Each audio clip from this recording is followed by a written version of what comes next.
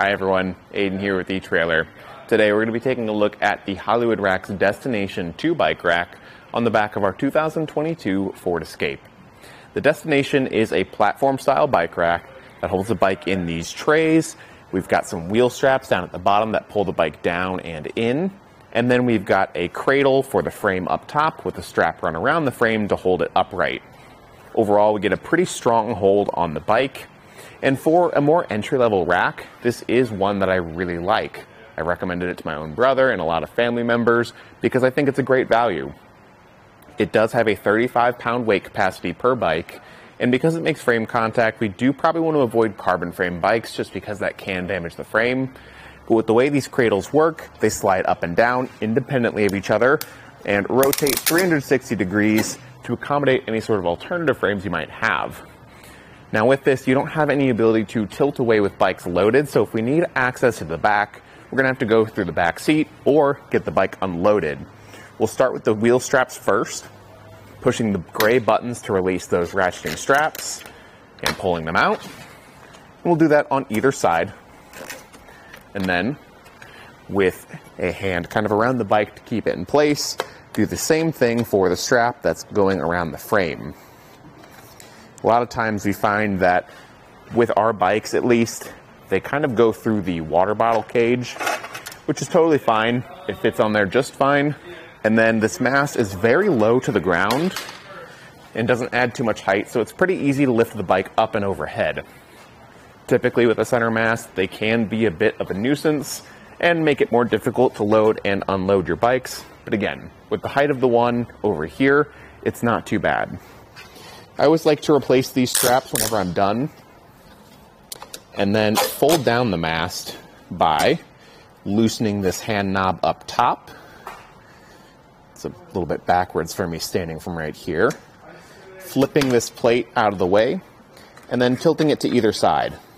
Now the cradle up top, the strap is still undone because I like to use it to actually wrap around the tray of the bike rack and keep it from popping up.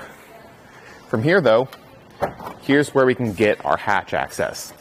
So you do have to unload the bikes to do this, but if you're only using this bike rack for short distances, it's really not that big a deal in my opinion, because chances are when you get to your destination wherever you're biking, you're already going to have the bikes unloaded, so if you need something out of the back, it's no problem. It really only comes into factor if you're taking long trips and need to make stops and check things in the back at your stops. Some measurements to check out here. We're going to start off with our ground clearance. We do have this reverse U-shaped design, which puts the lowest point at the edges of the bike rack right at 16 inches. There's a good rise in the shank here, so I don't think we're going to have to worry about ground clearance. For our distance added to the back, it is going to be sticking out exactly 24 inches to the outermost point. Pretty good. Overall, it doesn't add too much length to the vehicle, but it is going to add some. If we have it in the hitch with bikes unloaded, we can save some space by undoing this threaded hand knob, folding the rack upright, and reinserting that threaded hand knob through the newly aligned holes and tighten it down.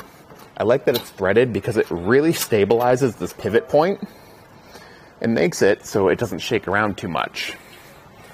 In this state, it's only going to be sticking out 11.5 inches.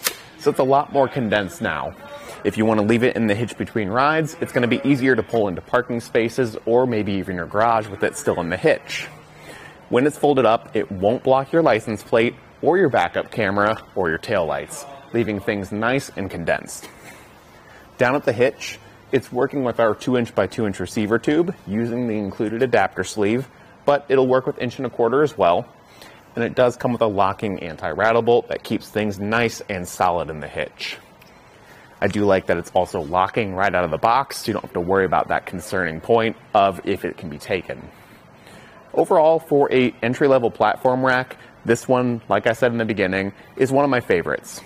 Really, I'd maybe recommend looking into the Ceres Freedom if you need a bit more weight capacity, because that is the one limiting factor here. Otherwise, though, I think it's a really solid option for a Ford Escape. Thanks for watching.